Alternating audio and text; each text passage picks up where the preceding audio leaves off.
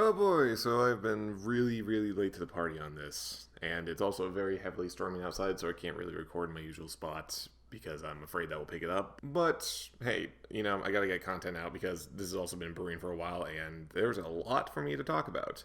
Hello people, I'm D Scorpion, and today I kind of want to start a small series of videos that will basically be going over last week or so, which if you don't know was basically Adepticon, and there was a lot to do there. Long story short, it was going to be my second year and I was just going to enjoy it, maybe like kind of plan something for my next video more or less. And then my friend, who I do like, pushed me into a whole like press badge release and kind of being more of a newscaster for some reason. I did not ask for that. But hey, I used it. It got me some ideas on what I could use for videos, and I might as well use that for more content to kind of trickle out whenever I do get around to it. It's going to be kind of a mixed bag over the next couple videos or so. But anyways, like with the LVO openings, I kind of wanted to go over my thoughts on all the various Warhammer reveals, because when I did go up to Adepticon, I got to see the previews in person. And with all the excitement I had screamed my voice out basically for the rest of the week there. It was well worth it. So anyways, let's just go over the reveals as they kind of came out. With, of course, the return of the Lion. Good old Lionel Johnson. The Primarch I have no idea anything about. And I gotta say, too, that just this model itself really just, it's absolutely just gorgeous. I know back in the LVO video, I said I kind of tinkered with the idea of getting a Dark Angels army for a while, like maybe some sort of Terminator force, but never really pulled the trigger. Lionel Johnson, right now, I think is the one model that makes me want to actually build that force again. Seriously, it's this. I know I'm going to be sounding like I'm repeating myself, but it really is a gorgeous model. There's a lot of detail to go over. There's like the lion's pelt on his back. You got like the Emperor's shield. You got like these little cool watchers. There's some customization with him if you want to, like have a different head option, which, most of these I like. The helmeted version with the hood doesn't really make that much sense considering, hey, it's whatever. It is honestly whatever. All this, of course, is also led by the final Arcs of Omen book, The Lion, which, I don't really have that much hope for, all things considered.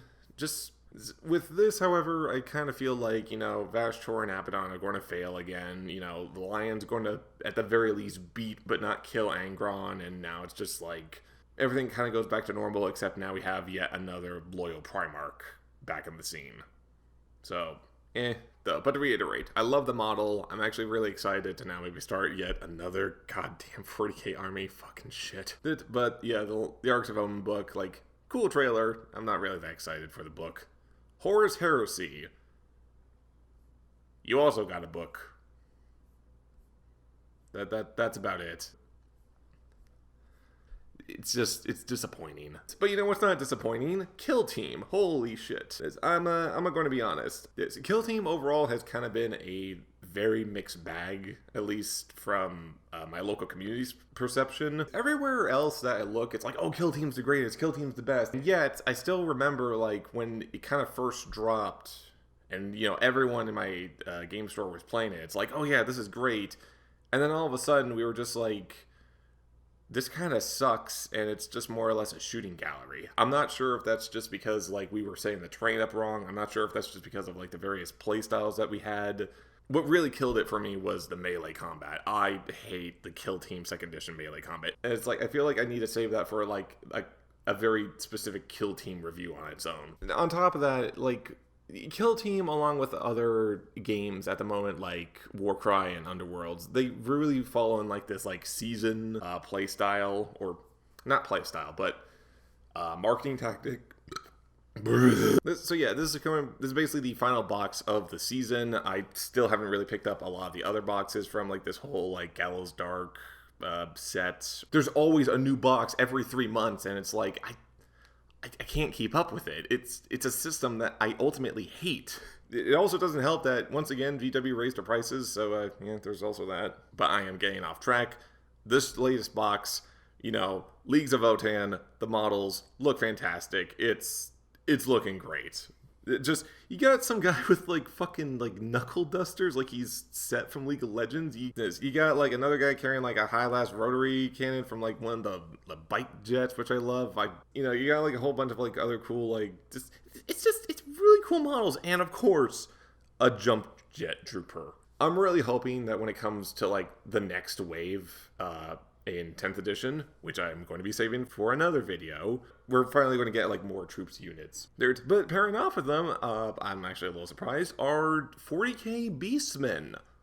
I remember that in what was it, Blackstone Fortress, there were actually some variations of beastmen, and actually wait, no, there was also a bounty hunter in Necromunda that was also a Beastman. That was pretty cool. So they have been around, but they haven't really had like a lot of attention. But now in this latest Kill Team box, like they really went all out. I'm looking at just all the models. You got mutants. You got like this weird gas mask looking motherfucker. It's a good variety. It's like it looks cool. I like it. I like that they're going this route. That being said, most of the terrain is still probably the same, and also kind of continues to make me believe that if for some reason you're just buying like the boarding actions box set for like that new game mode, you can easily just kind of buy all the Kill Team box sets, like get more value out of that just because you're getting more models and miniatures and objectives and all these little doodads. I think there's even like a separate Gallows Dark box set, which is exactly the same thing. It's just this whole entire like notion is,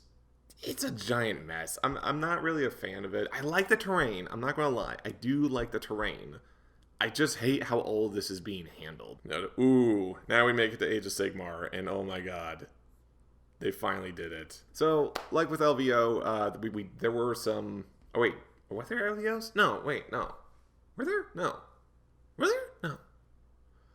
No, wait, no. Basically, kind of going back to LVO a little bit, like I said, you remember how when I mentioned that the Saurus Knights kind of had potato face? Well, guess what? Now they finally got a glow up, and they look fantastic. With these Agradon Lancers. Basically, they are going to be a full replacement for the Knights.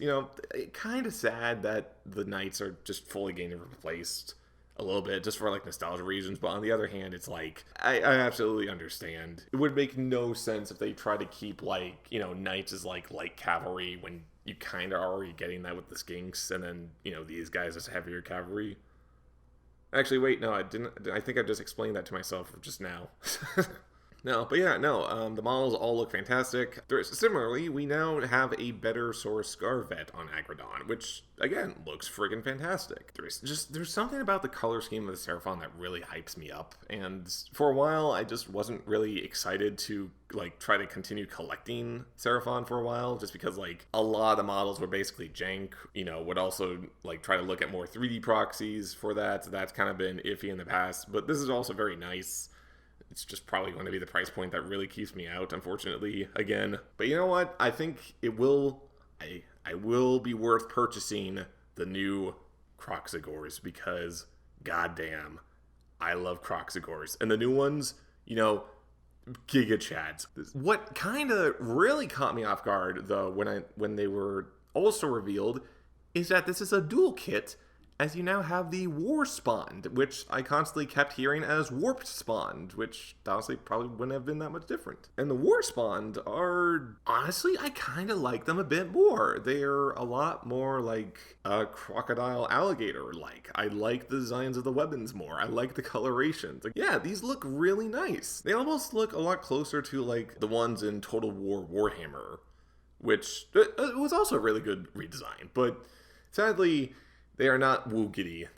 Nothing will really match my love for the Woogity sculpts that are no longer available now, sadly. But no, seriously, new Croxagores, I am absolutely going to be buying a shitload of them. I love them. What I'm also going to be buying, of course, is a new army set box. What this box kind of entails is you get you get the squad of the new... I need water. Okay. Okay. Come on, talk. So, this upcoming army box set, you get a squad of the new sculpts of the warriors. Very nice. You get 2 of the Raptordon Skink Rider units. A little repetitive, I think, but hey, I think that's a good way to kind of bulk up. From kind of the looks of it, it looks Oh, wait, no. Oh, you have two variations with this. Ooh, I like that. Ooh, okay. So, yeah, there's kind of reason why there's two of them in the box. And then, of course, you get the nice old Skink Star Master. No, Slan. Oh, my God. I'm losing my thought process. Definitely, I would have preferred if you kind of got, like, the Croxigors and some of the Agrodons in the box, but it's meh. I'm still probably going to pick it up. It does look nice. This definitely is a good revival. I am a little sad that I think the base Skink unit is not going to be updated quite as yet, nor our Temple Guard, nor are the, Razordons. I'm kind of worried that some of those kits, or at least like the Razordon, will kind of be going the way of the Dodo. Yes, I can't really use Squatted because they actually came back, but, yeah, I don't know. But the updates so far, we are getting very good, very nice. I'm excited for it. Perfect. Now, of course, then we kind of get the smaller updates, more or less. In fact, we have two death factions that are now getting updated. We now have the Ossiarch Bone Reapers, something I personally like because I really kind of wanted to get into them back in the day. They get a brand new hero of the Mortison Ossifictor. That's a dumb name. But yeah, I think if I recall, he kind of works more on like the big monsters. Probably on like maybe like the catapults that you got, kind of those like a big old like Maw Reaper things that kind of like can help heal other units as well. It's an interesting hero, I guess. And then of course we have the Soulblight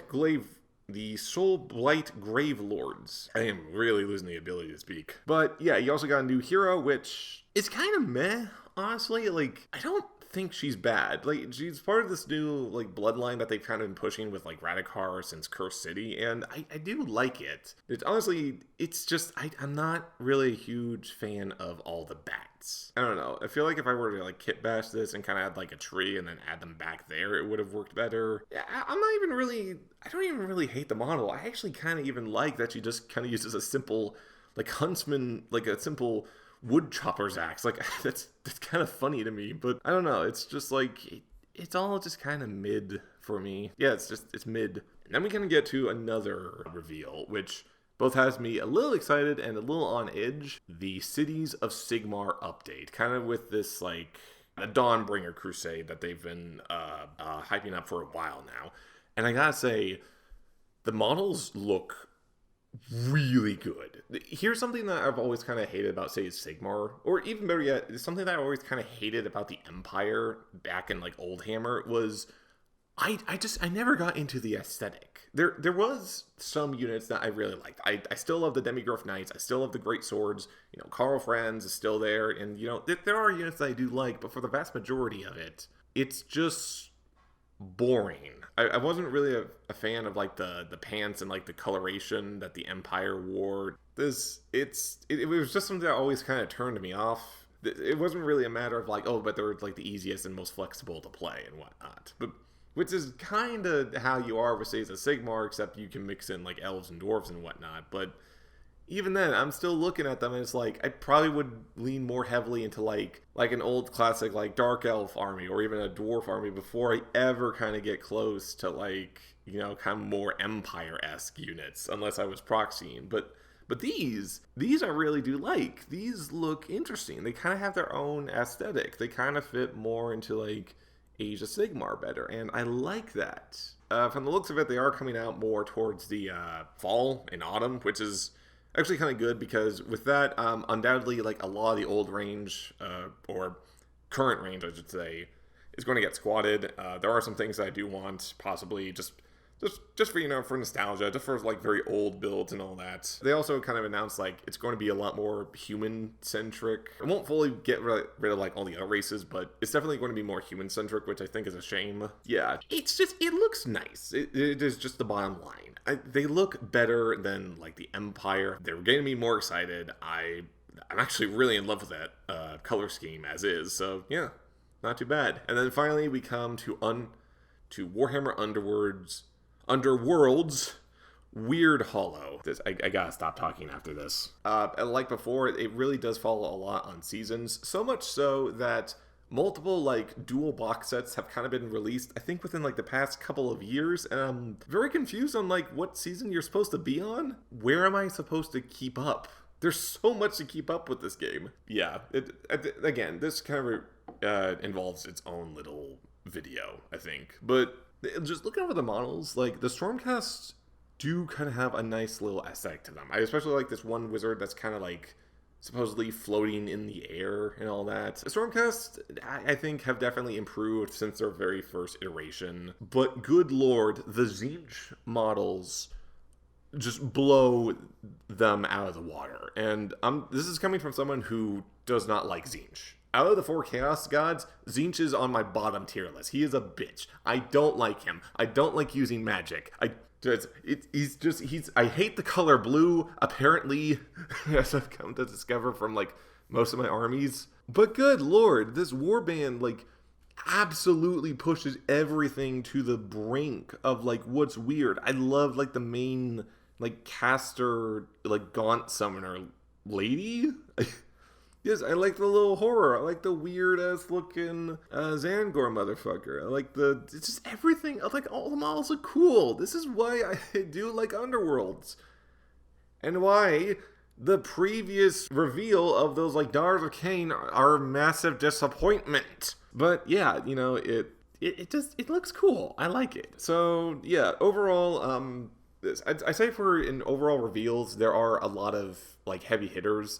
It's a little bit better than LVO, where there were some heavy hitters but some misses and everything else was mid. Either anything was a heavy hitter or something was a miss. There were very few misses in this. Lionel Johnson, big hit. The Arcs of Omen, kind of a miss on my part. Heresy, big miss. Gallifall, like, you know, I'm not a big fan of the seasons, but, you know, big hit. Love Votan. Seraphon, huge hit. That goes way above not Vulcan, Lion. Death models, kind of a miss. Sage of Sigmar, we'll wrap them up in a hit. I'll say that. And Weird Hollow, definitely a big hit. But anyways, yeah, that's my thoughts on the previews. That's pretty much everything I really want to go over, and I'll see you guys in the next one.